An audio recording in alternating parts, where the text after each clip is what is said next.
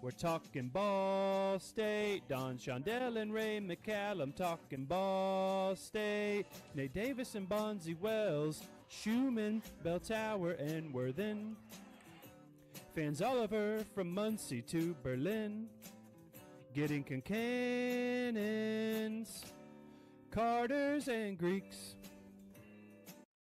All right. Hello, everyone out there in Cardinal land. We got a couple new faces here today. You might be thinking we're usually going to be talking about football, but we're actually going to be starting our newest show from Ball State of the Union. This is going to be the show. It's where we're going to talk all things men's basketball. This is Cardwood. So again, place everything from men's basketball, from player stories, game analysis, to culture, passion, and pride that make Cardinals hoops so special. We'll bring you honest takes, deep dives, and a little bit of Muncie flavor in every episode. Whether it's the big wins, the tough stretches, those unforgettable moments that take place at Worthen Arena, we've got you covered. So settle in, hit that subscribe button, hit that follow button wherever you're listening to the show at, and let's talk some Cardinal basketball. And this, again, the newest show, this is Cardwood. So today, I'm joined not only by one of the greats all time to wear the Ball State uniform, top 10 all time in rebounds, second all time in blocks for your Ball State Cardinals, as well as a leader on the court and off the court, an advocate for mental health, and the winner of the 2020 NCAA Inspiration Award, and my newest Cardwood co-host, ladies and gentlemen, none other than Trey Moses. Trey, thank you so much for joining us and agreeing to do this with us today. I know you're a long ways away from home out in Switzerland right now. How are we doing? I'm doing good, man. I appreciate you wanting me to be a part of this. I'm excited. I have a lot of pride in Ball State. Obviously, spent all 4 years there, but I miss it every day. I keep up with every sport I possibly can, and will always forever be a Cardinal. Yeah, there we go. And so, like we do the football show all the time, and I've been wanting to do a Ball State basketball show for a long time. Actually, I was a Ball State basketball fan before I was ever a Ball State football fan or even a student at Ball State. My brother was actually a walk-on the team back in, I believe, like 2007 to 2009. So we're from, the south side of Indianapolis. So we were making that drive in the winter, 90 minutes up there to Worthen Arena all the time. Snowstorms, rainstorms, whatever it is, we were going up there to watch Ball State. So I'm happy we're able to do this, and I'm really looking forward to it, to getting into all things Ball State men's basketball with you. But today's focus, what we're going to be looking at today, is kind of giving everyone a look back at Trey's career, Trey's life, and getting him familiarized with the Ball State Union fans. And for some reason, people aren't familiar with him. I don't know how that would be the case, but a lot of people are, but some people might not be. So let's go back to kind of the beginning. Before you ever even stepped foot in Muncie, before you ever began thinking about playing basketball in college, how did your love for basketball kind of begin? Obviously, coming from Louisville, actually, before I even go on, in Indianapolis, we call it Louisville. What is the correct pronunciation of Louisville for people? I know it's a hot topic. Yeah, Louisville. Louisville. Okay. So, basketball hotbed down there. Obviously, you have the Cardinals down there. You have Kentucky across the state, big rivalry, big college basketball place. Where did your kind of love for basketball really begin?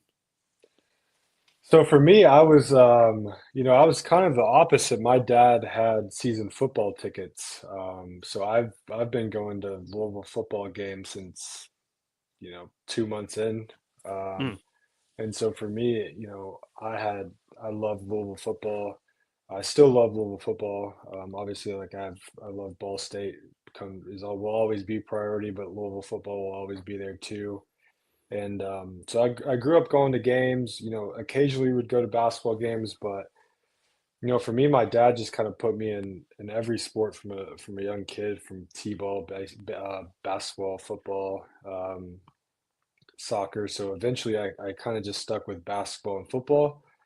And then going into high school, I think it hurt him a little bit, but I was like, I think I was starting to grow. I was Mm. about 6'3" going into my freshman year. And I looked at my dad. I said, I think I want to stop playing football and just focus on basketball. And he said, well, if this is what you want to do, you got to go all in. And so that's when we started, personal training, twice a week on court. So super blessed with that opportunity. But what a lot of people don't know is I actually broke my leg my freshman year. I fractured my femur Mm. along my growth plate. and I was 6'3" at the time, and I was in Indianapolis when I broke it. I was a crazy story. I was playing against Tajay Teague in AAU, Hmm. um, and in Indianapolis, doctor said it's one of the worst breaks he's ever seen. He was like, "You're probably not going to grow anymore. It's that damage." And by the grace of God, I've grown 6.5 inches ever since. Hmm. Um, so that's kind of where my basketball journey kind of started and where it's gone. How exactly do you break a leg that bad playing basketball? What happened?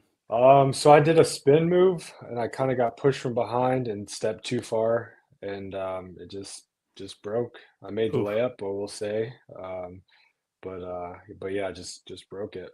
Dang. Yeah. So you see some gruesome injuries, basketball related, every so often. You're talking about being a Louisville fan. Kevin Ware's that happened in Indianapolis as well. Hmm. Paul George broke his leg that one time playing for Team USA. So there can be some devastating breaks, but they're not super common. So I was curious how that happened. And so you said you grew about 6.5 inches since then. So that puts you, I don't know, around 6'8", 6'9" right now, correct? Yeah. Hmm. Yeah, yeah, your dad is out of luck on that one. There's not tons of 6'9" guys running around there on the football field. So, and Yeah, if they are, 100%. you're going to have to put on a lot more weight to get there. So, all right, so we get past the broken leg. We keep growing. How do we end up at Ball State? How do you get from Louisville up, a couple hours up the road to Muncie, Indiana? So I think my story is pretty interesting, and I think one that I'm not going to say underdog per se, but I think a lot of kids that aren't getting recruited like they feel like they should be should pay attention. I had no offers after my junior year, so going into my senior year, I switched AU teams, um, and didn't really think I'd ever have the chance to play college basketball. Like I wasn't getting any interest from NAIA, D3, D2, nothing. So for me, it was just like, this could, be my last kind of summer playing basketball and, go into senior season play and figure out what I want to do from there. And then from July to August, I got 12 Division I offers. Mm. Um, I ended up visiting VMI the weekend before Ball State. I love VMI, I love their coaching staff. And then I decided, it just wasn't for me. And then ended up taking my visit to Ball State. For me, I really kind of wanted to see what the recruiting process was like, just because for me, I never thought I was going to be here. I was kind of hoping to take more visits after Ball State, but I kind of fell in love with it immediately. I fell in love with the way that Whit talked. Coach Whitford talked about the guys they have. The 2 years before I got there, they had 5 wins and 7 wins, Hmm. and so a lot of people could look at that and be like, "Why are you going to a program that's struggling to get wins?" And for some reason, I just believed in what Whit was saying. I believed in the guys that were in that locker room. I took multiple visits after I committed, but I ended up committing on that visit, and for me, the rest was history. Yeah, and you're talking about kind of how you guys were able to turn the program around, somewhat there for a little while. You know, yeah, you guys had some successful seasons. You had 3 winning seasons while you're in school there, and the fourth one was one game under 500 essentially after the all the tournament stuff and was played. Two 20-win seasons, which 20 wins for a mid-major team is an impressive feat, and you had a couple postseason appearances as well. And I believe was it the CIB? Is that what the tournament we were in? CIT, I think. CIT, Or actually. Yeah. yeah, There's so many of those tournaments nowadays. yeah. It's I know. hard to keep straight what the names are of any of them. So, we talked on the football show a lot of times. We'll talk to guys, Willie Snead, Jawan Edwards, these guys about when they got to school, and obviously they end up having great careers, and you have as well. But obviously there's that humbling moment on the basketball court when you first get to school, and we always call it the welcome to college football moment. What was exactly your maybe welcome to college basketball moment when you got to Muncie that first year? I think for me, it was just, my first summer. I was coming out of high school. I wasn't a guy that lifted. Hmm. I feel like back then it wasn't that popular. Like high school kids weren't really lifting like that. My high school coach kind of had us doing plyometric type things, but nothing really in the weight room. So coming into college, I was like a high body fat, low muscle mass guy. And, for me, it was, they were talking about redshirting me. And at the time, I was like, man, I don't want a redshirt. So that summer, which, it's not really like a player game situation, but I lost 20 pounds that summer Mm. just to try to like not redshirt. And fortunate enough, we had our Bahamas trip, and the second game, um, I got to play, and I almost had a triple double. And kind of from there is kind of where I feel like I earned teammates and coaches' respect, and kind of moving forward to be able to get minutes and try to be productive and help the team. Mm. Yeah, and it's funny you mentioned it, the weight aspect of it, because or the lifting weights aspect of it, I should say, because I was a walk-on the men's volleyball team, and I'd only played volleyball for 2 years in high school, and we never lifted weights really at all. And so when I got put on the team there, that was like a big time culture shock for me. Did you ever see the guy? Were you one of these guys? If you were never a weightlifter, in that weight room, they'd put you over in the corner with the PVC Yeah. pipe. Yeah, you were one of them Yeah. too. I was one of them when I first started. So they threw me over in the corner. There's a couple of us over there, a couple of the other new guys. So we were doing that as well. So don't feel too bad about that. There's been many people do that. So you're talking about the Bahamas trip right there. And I want to get into some other, key moments here. But when I was kind of looking back through to kind of refresh your time at Ball State, seeing some of the places you guys had played, you had some interesting spots that looked like you were playing at. The Bahamas, I believe Las Vegas, a Charleston trip, some big places like Oregon. What were maybe some of the places that stood out? Obviously, there's one I didn't mention that we're going to get to here in a minute, but what are some of the places that you guys played outside of Worthing Arena, outside of the MAC, that really stood out to you as kind of like, oh man, this is a really cool place for me to be playing basketball right now? Really think the Vegas and Charleston trips were both really fun. I was also blessed to, my family got to travel those two, so they kind of got to experience those a bit. I think Charleston was just such an underrated place. It was just super pretty, and on those trips, a lot of guys may kind of use it as a time to kind of get away, but with us, I feel like Whit was super strategic in the things that he let us do, and the free time we had, just because it's not just a trip, it's a business trip. And for us, I feel like really we're going into those moments thinking we can win any game we played against. And, we played against some tough competition. In Charleston, we played Virginia Tech and Bama. So, Mm-hmm. we looked at both of those games as games that, we had every opportunity to win. Just didn't go our way. But, I look at those two, and then playing at Oregon was just absolutely insane. Like you Mm-hmm. see their court on TV, and you're like, man, this looks crazy. And then you see it in person, it's mind blowing. Seeing their facilities. Same with Bama. Like when we played at Bama my sophomore year, I believe. Like they're Mm-hmm. just their facilities are just out of this world, and just seeing how much money is in college athletics at some of these bigger programs now is just insane, and it's Yeah. only growing.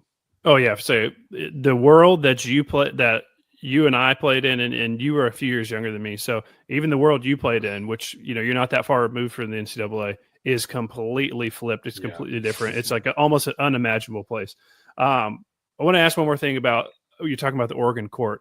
Is that like, does that mess with you guys playing on it at all? Or is it like, it's such a weird thing to watch on TV and how crazy it looks compared to everywhere else? Obviously you're not really looking at the court. You obviously focus on the basket a lot of times, but does that floor mess with you? Is that like a home court advantage just on the actual court itself? Or is No, that I not don't really that think big of a so. deal? No. Yeah, no, I don't think it was that big of a deal. Okay. So obviously any Ball State basketball fans listening heard me a minute ago allude to, I'm going to leave one of these specifically out. And, Ball State basketball historically is a great, mid-major program. We haven't had as much success over the past quarter century as we had experienced before that.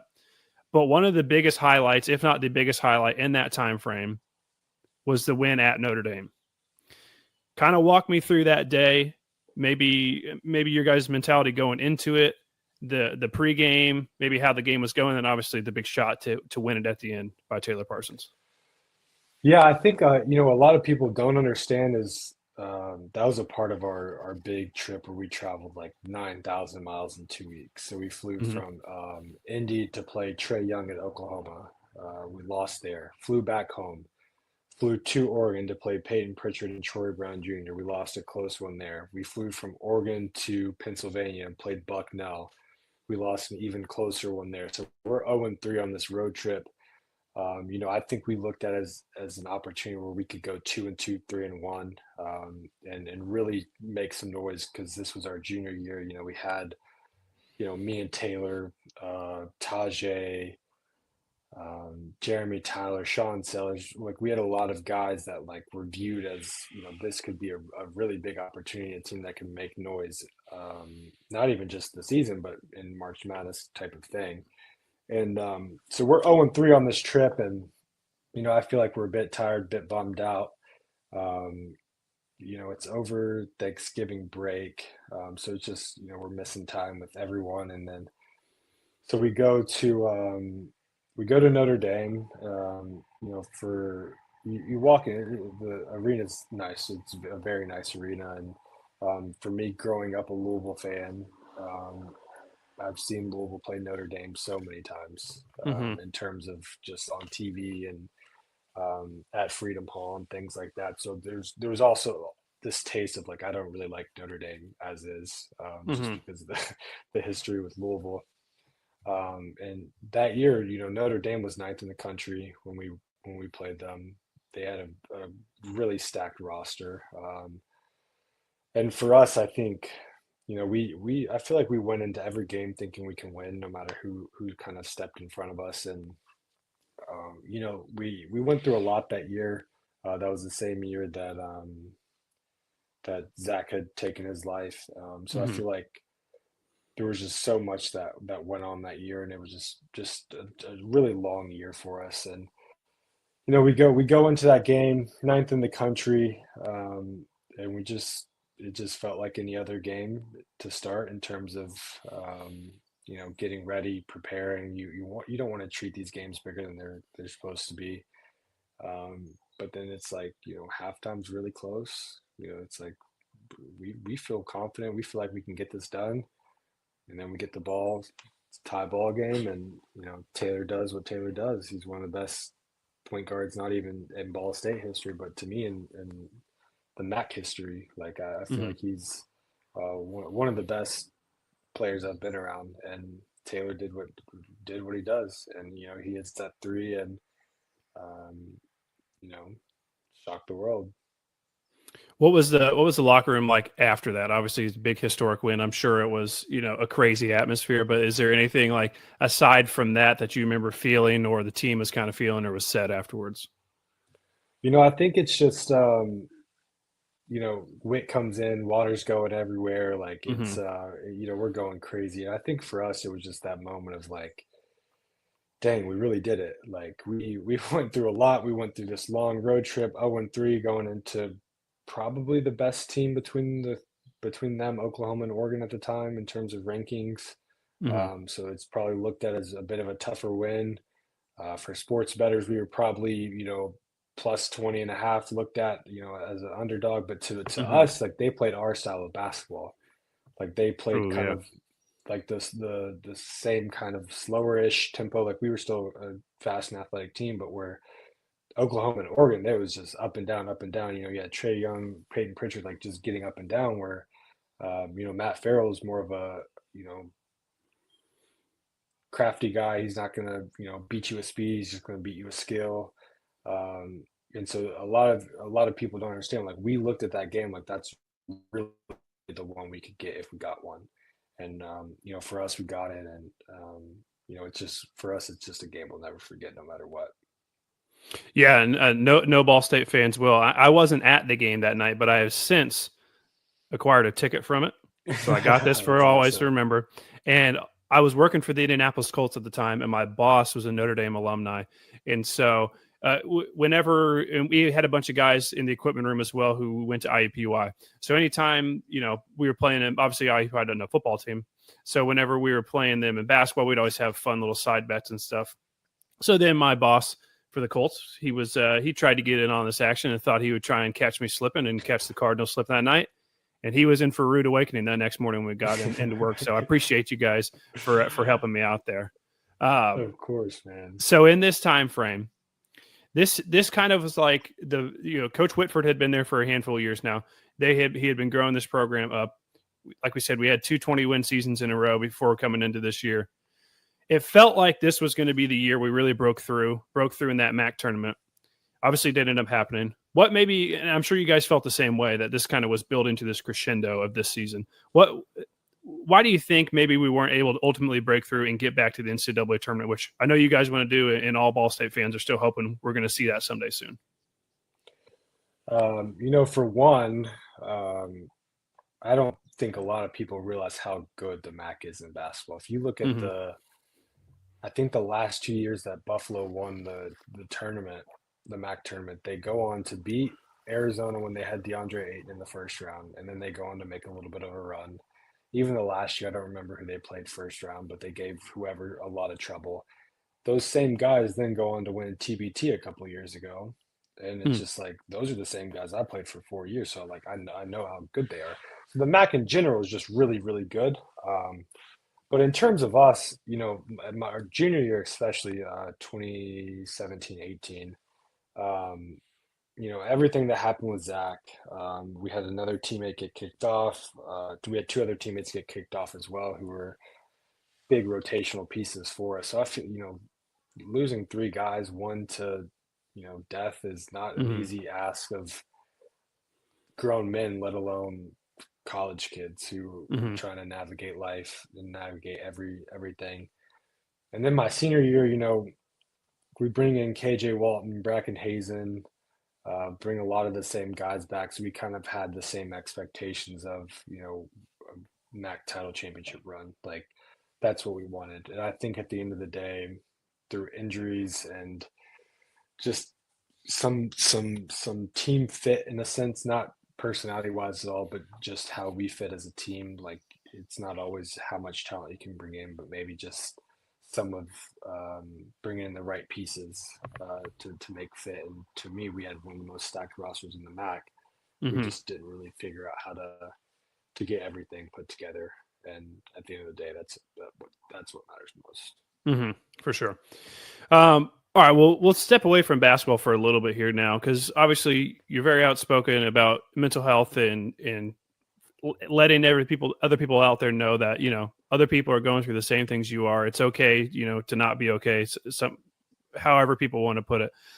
So, what kind of inspired you to realize, that speaking out about these things can help make a difference in other people's lives, whether it be in basketball or just in everyday life? Like, what are kind of some of the things that really kind of help push you to be a little bit more outspoken about these issues? For me, seventh grade is when I first started dealing with mental health issues. It was the first time I had thoughts of like not wanting to be alive. And as I went forward, things only got tougher. And my freshman year of college was the first time that I not realized, but we had someone from the counseling center come in and give us a questionnaire. My first summer, I filled it out truthfully, and next thing you know, like, I was meeting with her once a week, and that was my first taste of counseling. And then eventually, saw a doctor where I was diagnosed as having depression and anxiety. And at that point, I had pretty much always spoken out about feelings in general, but like after learning kind of what I had gone through for the last 17, 18 years in terms of like depression, anxiety, at that point I had a bit of a platform on social media for different reasons, but like I had a bit of a platform, and so it was like I was trying to use my platform for good the best way I can. And after kind of figuring out what I was going through, I just felt like it was best to speak out on the things, because I know that I wasn't the only one in the world going through it. And if I can just try to help someone keep going, bring some sort of positivity, some kind of spark inspiration to people, then, my job's kind of done. Um, and, unfortunately, Zach ended up taking his life my junior year.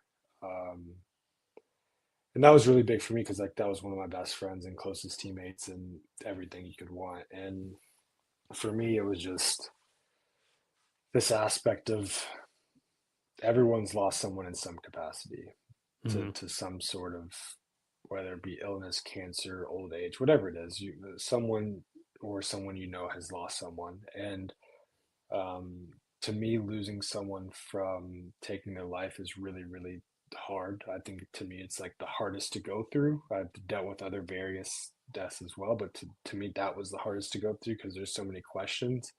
Hmm. And so, and I'm not trying to bring out too much, but I was also I found him after he did, and so for me, I used my platform to, because I know what I went through, so I wanted to use my platform to try to help others that have been through similar situations, that have lost people to taking their life, that have found a close loved one after taking their life, because you hear more stories often than not of it after I've spoken out. I've had so many people that have messaged me, that still message me, that still talk to me about different things that where they have lost people that taken their lives. And to me, it's hard to go through, and that's why I wanted to open up about it, just to try to help others, and ease their pain as much as I could. Yeah, men, at this time, you're a man. Men, always have like a stigma or like you know, uh, they're just thought to like kind of almost be somewhat emotionless, and obviously there's a lot going on, behind the eyes a lot of times, and so being able to really be an advocate and be an outlet for people to get these, their thoughts and their experiences, to not let them know that they're not alone, is a very admirable thing. And so I've always been, a fan of yours for being able to do that and giving people a chance to really know they're not alone. I have never experienced something like that, but I would assume, with not knowing other people's stories, that it would feel like a unique scenario. And so knowing that there's other people out there who've been through that, and you have a way where people can contact you, is a great thing. So I know people in the Ball State community has always been, really grateful for the great work that you've done in terms of, people's mental health, and just letting people know they're not alone at the end of the day, basically, because especially men athletes like yourself, it's like a masculine, thought process where nothing can hurt you, but obviously things can, and they do. So um yeah, that was pretty that was a deep part of the show here, I think. So Yeah, for yeah. sure. um Yeah. but yeah, let's talk about I mentioned at the beginning of the show in your intro, the 2020 Inspiration Award from the NCAA. Seems like a pretty distinct honor. Maybe kind of explain a little bit to the people out there what that award is, and maybe how you kind of found out that you won it. So it is an award that from the NCAA, obviously, that basically is to honor someone who has gone through something traumatic and is using their platform, their whatever, to spread a message and inspire inspiration in other people. And so for me, they have two winners every year. Um, and so for me, when I found out that I had the chance to win it, was probably like July, August of, after I'd graduated. Um, and then I was in Bulgaria probably around August, September or November, October, around somewhere around that time, and I found out I'd won. But I was overseas, so originally my dad was going to have to fly to LA to accept my award, and he's a big Steelers fan, and the person Mm. that I was winning that was also winning the award was Rocky Blyer, Hmm. who was a running back for the Steelers. So my dad was like super excited to be able to meet Rocky Blyer, and Rocky has an amazing story as well. Um, but long story short, I ended up being able to get home and go to the award show. My dad flew out with me, and it was amazing. It was. I've always said that I don't do any of the things I do for recognition. Hmm. I do it to try to help people because at the end of the day, like I really do feel like I have such a big heart and such a big passion for helping people, um, whether it be, financially, mentally, emotionally, whatever it is. Like I just want to help people. I want to mentor the next generation. I want to lead in every aspect. Like I want to help people. And so with that being said, I don't want recognition for it, but to get recognition for it was just a blessing, man. And it's only led to more opportunities. I got to speak with the Kennedy Foundation at the 2020 All-Star game in Chicago as well, and that was just that. It's just to me, it's just how God works sometimes, and it's just everything I've had has just been such a blessing. And not that I'm gonna I keep asking for blessing, but I'm gonna just keep trying to do my best to be a good person, to be here for people, and to try to use my platform for good. Yeah, so that's a great segue into this last question, kind of for this section I have. You're talking about helping people using your platform. For younger athletes listening right now, or not even athletes, just younger people in general, what's your message to someone who might be struggling silently right now? Could be in sports, could be in regular everyday life. What would maybe be your message for them if they're not sure where to turn right now? Yeah, so I have a bit of a quick story. My freshman year, like I said earlier, started counseling, doctor, all that. Well, there was only two people that knew that what I was going through besides the counselor and doctor, and that was our student advisor, so the lady in charge of our grades, and our academic advisor, and our like our athletic trainer. Um, and I will never forget one day I was talking to him. Um, his name is Troy. We'll never Hmm. forget him. One of the reasons I got through my freshman year, but I remember talking to him and I was like crying before practice, like just sobbing, like really, really struggling. And he was like, "Man, I think it's time you tell Whit." And for me, I was probably 18 at the time because I started at 17, but I was 18 at the time as an 18-year-old freshman going through a struggle and having to tell your coach what you're going through is tough. And, you know, I said, okay, we can. And Whit came in. I'll never forget the conversation. He said, "Hey, I want you to go home, take today off. I'll tell the guys you're sick. And when you're ready to open up, don't feel like you have to, but when you are ready, you can tell the guys what you're going through." And to me, it kind of just changed my perspective on everything because I've kind of said since then that like not everybody needs to know, just a few good people. Hmm. And it's, for me, everyone knows what I go through mentally with depression, anxiety, because I've spoken on it publicly, because I've opened up publicly about it, because I put it on social media. But like, don't compare to me. Like, there's still, I still have my very few select few that know the deeper things, that know certain things that may go on overseas.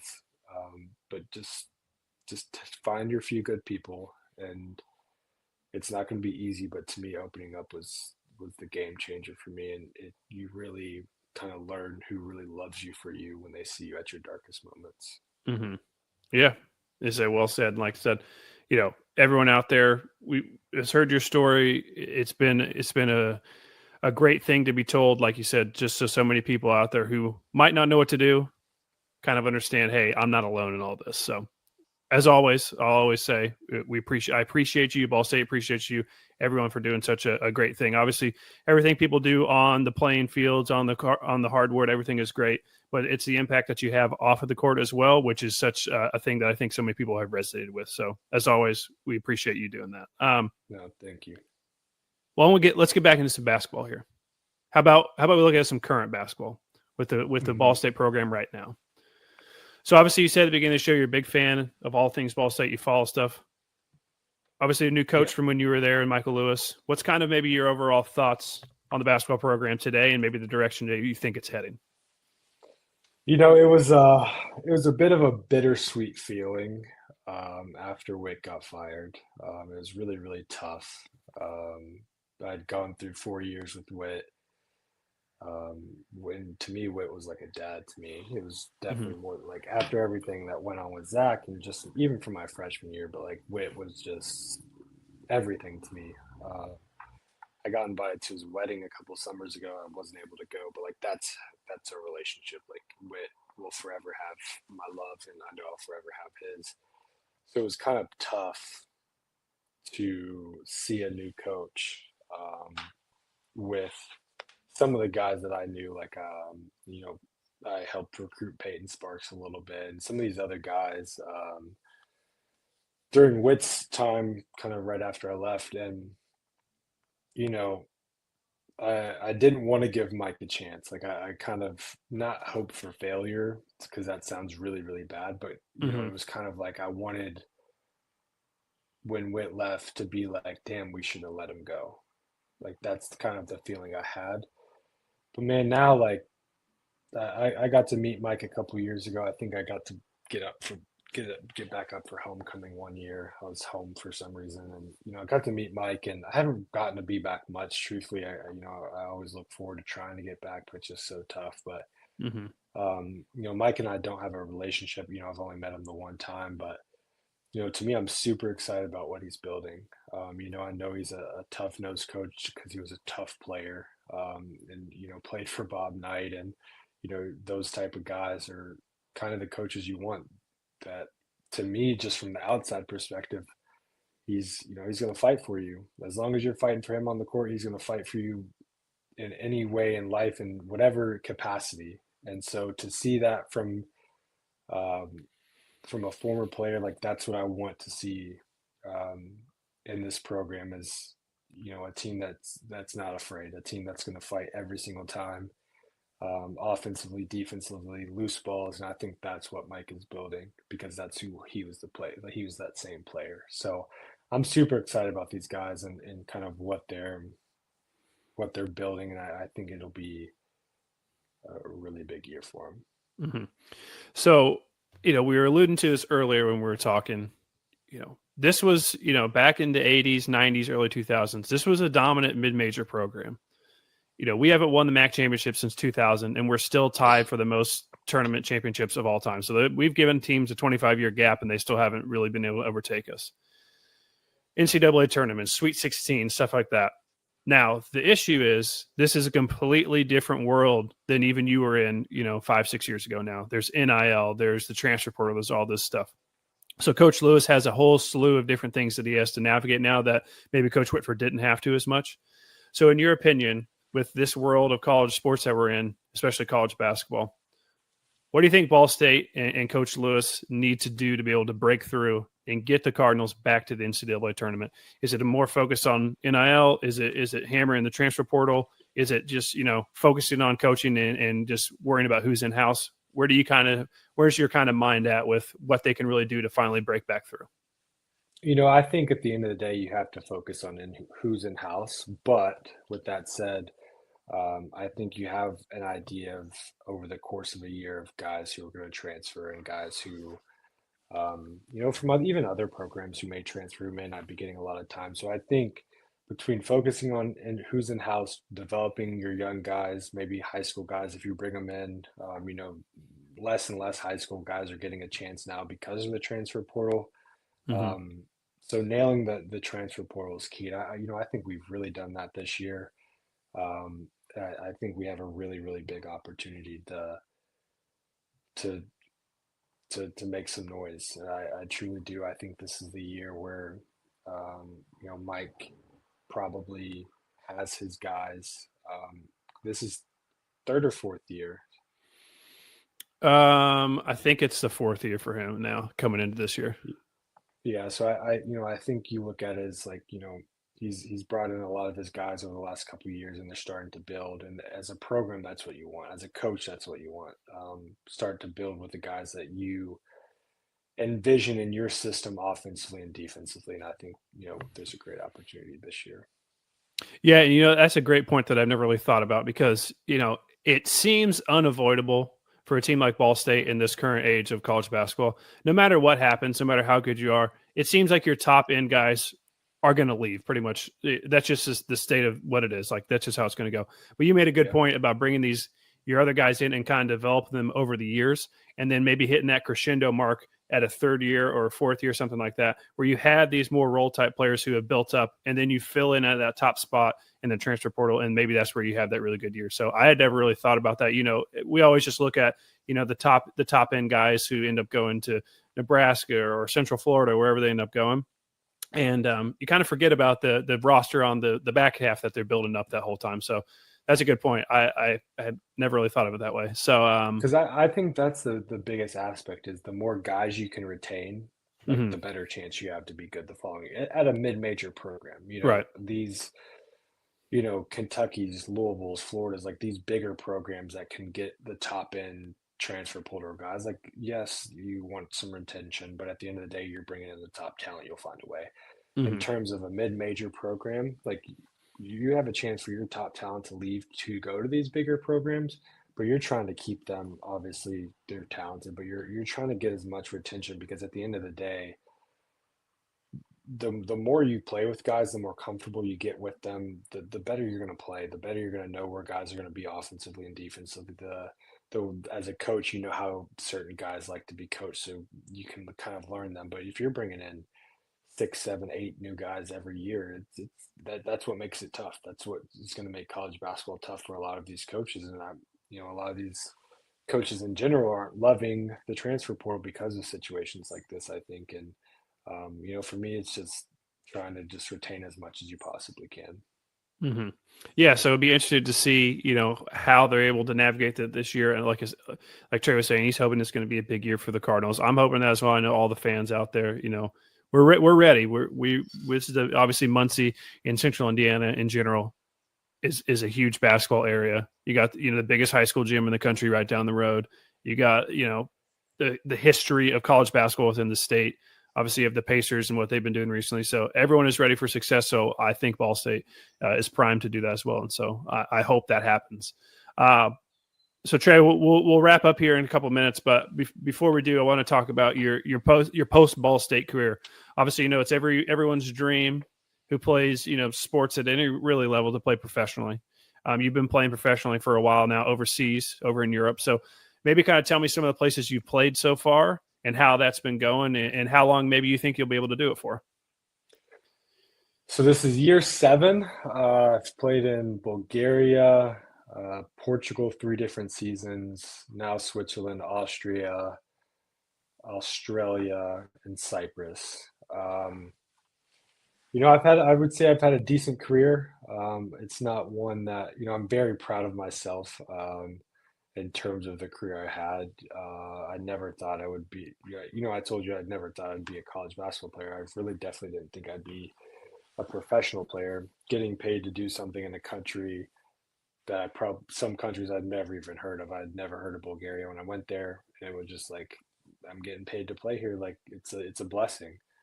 In terms of how much longer I got, I don't know, man. It's tough. I've really gotten into coaching the last couple of years. I've coached girls from Australia that fly in to try to get recruited to go to college here, and Oh, okay. that's kind of a passion for mine now is women's basketball. So I think eventually I want to be a women's college coach. Um, and so I look at basketball as just a pathway to finding the things I really, really am passionate about, want to do. Going to try to play as long as I can, as long as the body holds up, which I'm feeling great now, but it's definitely been a blessing for sure. So Trey, you like we said, you're about 6'9". I'm about 6'5", so we're obviously taller guys. You much more so than I. Is Europe built much smaller? Like, how well do you navigate getting into build like everything in Europe? Is everything smaller there? It seems like everyone always talks about things being much smaller. The doorways are smaller, things like Yeah, that. yeah, Are you yeah. bumping your head a lot? Yeah, I think things are definitely a bit smaller here. It's kind of crazy. I had never really thought about the difference per se, but yeah, it's definitely true. I just want to say one thing before we move on. So mine and Taylor's rookie years, we got to play against each other. Oh, okay. So he was playing a team in the Netherlands. I was playing a team in Bulgaria, and then this year I'll play Peyton Sparks three Mm, different times. So we'll play him in a couple weeks. So it's crazy to just to see how many pros since my time Ball State has had. go on to play. And it's credit to Witt. Um, he's a lot of those guys are his guys, and then obviously Mike will continue to produce a lot of pros as well. So it's definitely been awesome. Yeah, because basketball fans out there generally, for the most part, you think playing professionally, you think of the NBA, excuse me, or you think of maybe even like the G League. But there's so many other opportunities out there where guys can play for a long time, all throughout the world and see different cool things and different places, experience different things. So uh, I know with volleyball, like men's volleyball, there's not really obviously a top, tier league like the NBA or something like that everyone knows. But a lot of my teammates went and played professionally overseas, kind of like you were doing, and they all had a great time doing it. So I guess one last question about your post, Ball State career really is in all your time in Europe. I guess I don't know where is Cyprus actually. I don't know where that is. So Cyprus is an island. It's like kind of bottom, kind of near Greece and Turkey, but it's like Okay. half Turkish, half Greece. Okay. So between kind of the European-ish areas, Austria, have you picked up any new hobbies that are maybe big there that aren't big in the United States? Honestly, no, man. I haven't picked up any hobbies. I think, yeah, I do the same thing every day. Go to practice, Mhm. come home, play video games with my boys from back home, and that's kind of been my life for, I've also started a nonprofit called 24 Reasons in the last couple of years. So between that, you know, basketball, just kind of like, yeah, I don't do too much, honestly. I'm Okay. definitely more of a homebody, but I like What? seeing new things. Like Mhm. I live by the water here, so it's like super pretty. Nice. What are the games you and the boys are playing? Definitely college football, 2K. I'm about to get Battlefield probably here soon. I'm done playing Call of Duty, man. I feel like they're all the same. That's probably it, really. Okay, perfect. All right, well, Trey, before we wrap up, I had one more kind of broad question for you, and you can kind of take this whatever way you want to go with it. But so if you could build a time machine, you go back in time to what is it, 2015? That was your when you're a freshman at Ball State. Hmm. You go back to 2015. Trey, he's walking on campus that first day. What would you tell him? What would you tell him about you know what he can expect the next 4 years, the next 10 years? Like, what would you want him to know that you didn't know then that you know now? First, I would say is let basketball be basketball. I think over the course of my career, I've let the lows of basketball take over my life at times, where it's like really upset me or really made me struggle or really just put me in a bad place. And at the end of the day, sports are sports. You got to be able to separate sport from life. Um, Two, just continue to work hard. It only gets harder as you become, you go from high school to college. It's the work is different. You go from college to pro, the work is different. So continue to work hard, enjoy the process, and make as many connections as you can through life, because life is only so long. True. Well said. Okay, before I get one last thing here before we get out of here. So you're playing professionally right now. What team are you on? Is there a way people can watch or follow along? Let us know what it is. Yeah, so I'm on the Lugano Tigers. It's in Lugano, Switzerland.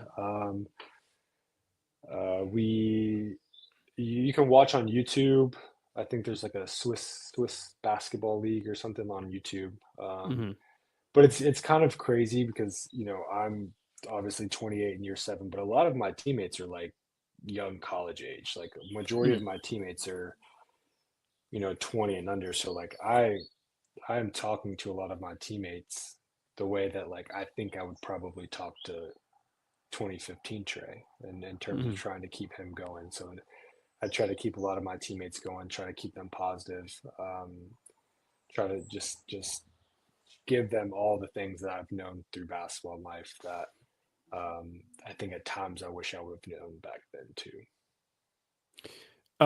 Any of those younger teammates, you hear these stories in the Olympics, like with Ricky Rubio and Luca and these guys at these young ages kind of coming in and playing in these leagues. Do we have any of those types of guys in this league that we can maybe look forward to seeing it here in the next few years? I think one of my teammates, his name's Oliver. I think he ends up going to America next year. I know that that's what he wants to do. He was on the